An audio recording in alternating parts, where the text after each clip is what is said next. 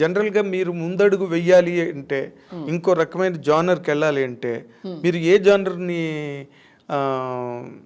Invite చేస్తారండి? Next film is not a family drama sir. Next film is ఏం చెప్పాలి, comedy with fantasy and thrill and it has drama also, but not a family drama.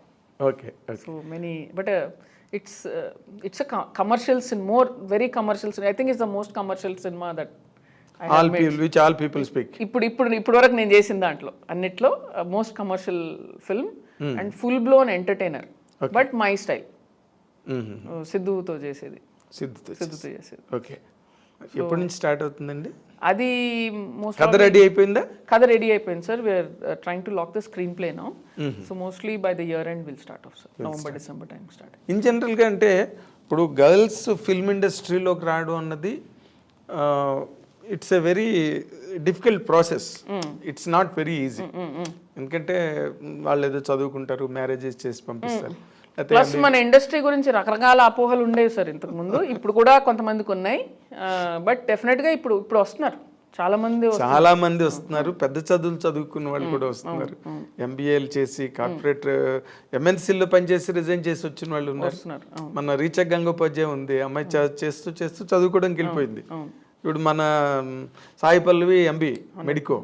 So ఇప్పుడు మారిపోయింది competition. కానీ but last decade when you entered film industry, you become a director in 2011. So అంతకు ముందే ఒక 4-5 ఏళ్ళ ముందే కదా వచ్చుంటారు. But అప్పటికి ఇంత లిబరల్ గా లేదు. Was it okay for you in your family? యాక్చువల్గా నేను ఫస్ట్ చేద్దాం అనుకున్నప్పుడు డెఫినెట్గా చాలా క్వశ్చన్ మార్క్స్ రేజ్ అయ్యాయి. ఎందుకంటే మా ఫ్యామిలీ అంతా డాక్టర్స్, లాయర్స్, జడ్జెస్, అకాడమిక్.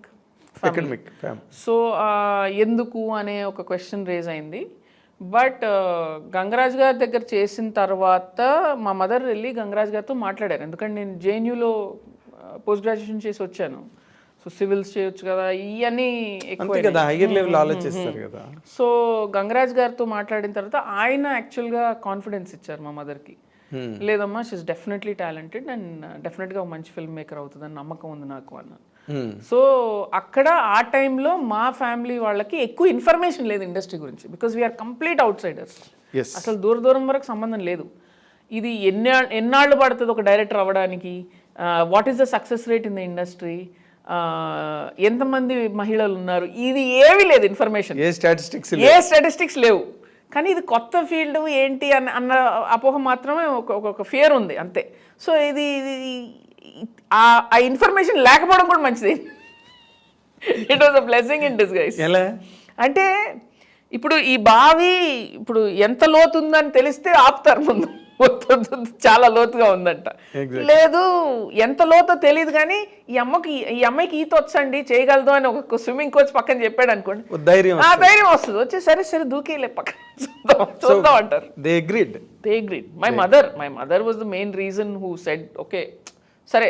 అసలు మదర్సే ఎక్కువ భయపడతారు కదా. అవును, but my mother was always more gutsy, నాకంటే 100 రెట్లు గట్సీ మా మదర్. అంటే అప్పట్లో she started the second ice cream parlour in the twin cities.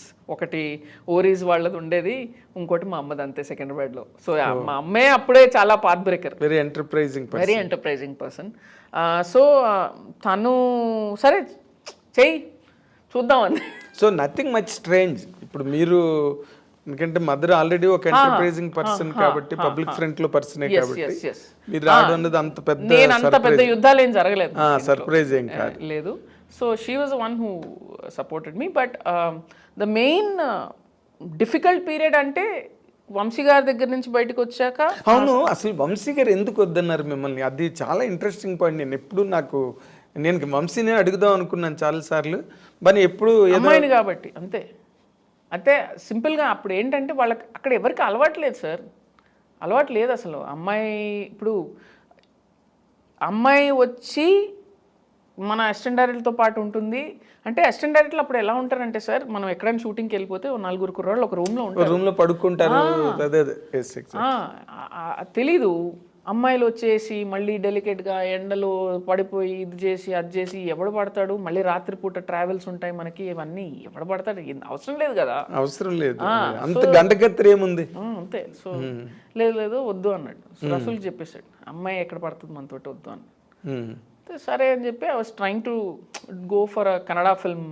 అప్పుడు ఎవరో సందీప్ చౌతా గారి ద్వారా ఏదో ఒక కన్నడ సినిమా డైరెక్టరు రికమెండ్ చేస్తే, ఆయన రికమెండ్ చేస్తే తీసుకుంటానన్నారు. అప్పుడు వెళ్దాం అనుకుంటే అప్పటికి రమ్యకృష్ణ గారు పరిచయం అయిపోయారు.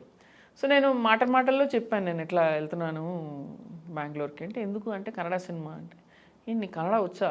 లేదు నాకు రాదు. కన్నడ సినిమాలు తీద్దాం అనుకుంటున్నావు అంటే, లేదు. మరి ఎందుకు వెళ్తున్నావు అని అంటే, ఏదో ఒకటి చేయాలి కదా వర్క్ కోసం అని చెప్పి వెళ్దాం అనుకున్నాను. అంటే లేదు అంటే, చిచ్చి పిచ్చావనా, నేను వంశీని ఎందుకు అడగలేదని అంటే ఇలా చెప్పారంటే, ఆగు అని చెప్పి.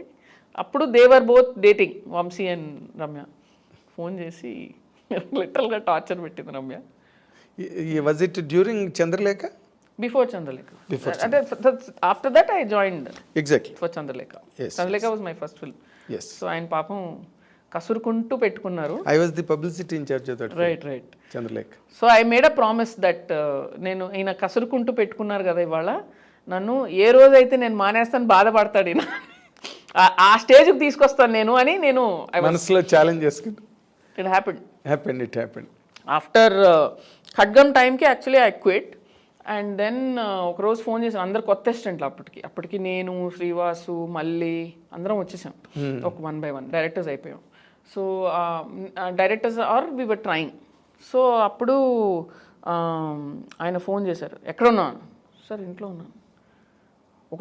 ఇక్కడికి వచ్చి చూసుకోవచ్చు కదా, అసలు అందరు కొత్త వాళ్ళు ఉన్నారు, చచ్చిపోతున్నాను నేను, వచ్చి చూసుకోవచ్చు కదా అంటే, అప్పుడు లొకేషన్కి వెళ్ళి దెన్ ఆ కొత్త అసిస్టెంట్స్ అందరికీ అంటే కొంచెం మేము అలవాటు అయిపోయాం కదా, ఆయనకి ఏం కావాలో మాకు తెలుసు, నెమ్మదిగా వాళ్ళకి చెప్పి. ఓకే. సో ఆ తర్వాత you have never look back కదా?